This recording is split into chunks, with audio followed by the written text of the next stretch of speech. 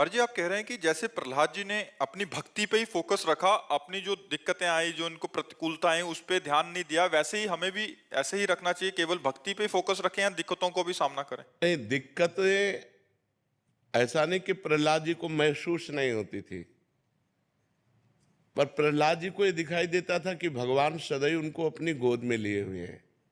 भक्ति का लक्ष्य रखने के कारण जैसे पहाड़ के नीचे दबाए गए तो देखते थे कि भगवान मुझे गोद में लिए हुए हैं, पहाड़ भगवान में टिक गया और हम बचे हुए हैं। जैसे जल में डुबो दिया पत्थर बांध करके, तो उनको दिखाई देता था कि भगवान मुझे ऐसे किए हुए हैं जिससे भगवान की कृपा से मेरी श्वासों में जल नहीं आ रहा और मैं मृत्यु को प्राप्त नहीं हो रहा। आग में बैठाल दिए गए, विष पिलाया गया, क्या क्या नहीं किया गया, लेकिन हर समय भगवान को देखते थे। और भक्ति का लक्ष्य है कि भगवान को देखना। जब हम भगवान को विपत्ति में बीच में ले आएंगे तो भगवान आनंद समुद्र है। भगवान कर्तुम अकर्तुम अन्यथा कर्तुम सर्व समर्थ है। वो विपत्ति भी हमारे लिए आनंददायक हो जाएगी। दुख देने वाली वस्तु हमारे लिए सुख देने वाली बन जाएगी। जैसे प्रहलाद जी को आग में बैठाला गया तो जल गई हिरण्यकश्यप की बहन, और प्रहलाद जी का एक रोम भी नहीं जला, आनंद रहा, क्योंकि भगवान का सानिध्य है ना, भगवान लक्ष्य है ना, भगवान का चिंतन है ना। तो विपरीत परिस्थिति हो जाती थी। जिस उसने शीतल पट प्राप्त किया था, अग्नि से वरदान प्राप्त किया था, नहीं जलेंगी, तो शीतल पट ओढ़कर बैठी तो ऐसी वायु चली कि सामने प्रहलाद के ऊपर शीतल पट हो गया और वो जलकर राख हो गए।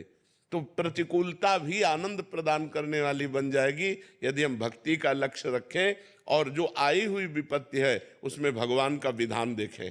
मंगल में कोई भगवान का विधान है, जो दुख आया है ये सुख को प्रकट करने के लिए आया है। ऐसी जब भावना रखेंगे तो दुख आदर पूर्वक हम सह जाएंगे, और जब हम दुख को दुख मानकर भयावा तो फिर हम घबरा जाएंगे, भगवान का स्मरण छूट जाएगा और हम दुख से निकल भी नहीं पाएंगे। भगवान का भक्त कभी डिप्रेशन में नहीं जाता। भारी से भारी दुख, भारी से भारी विपत्ति, भारी से भारी समस्या में भी वो भगवान को अपने सानिध्य में रखता है कि भगवान सब जगह है तो इस जगह भी है, सबके हैं तो मेरे हैं, सब समय में है तो इस समय में भी है। तो जब भगवान है तो भगवान मंगल भवन है, सुख समुद्र है, आनंद सिंधु है, मुझे दुख कैसे व्याप्त हो सकता है। तो ऐसी भक्ति को हम अपने हृदय में धारण करें, और संघर्ष तो करना ही है। ऐसा नहीं है कि भक्त हाथ पे हाथ रख के बैठा रहता है, नहीं, वो प्रयासरत रहता है, पर उस प्रयास को भगवान का दिया हुआ प्रयास मानता है। सफलता असफलता दोनों में समान भाव रखता है। प्रयत्न पूर्वक वो दुख सुख को सदुपयोग करता है। सुख का सदुपयोग औरों को बांटकर, दुख का सदुपयोग भगवान की कृपा मानकर। अगर भगवान की हम कृपा मानेंगे तो हम दुख को सह जाएंगे। कुंती जी ने तो पद पद पर विपत्ति मांगी भगवान से।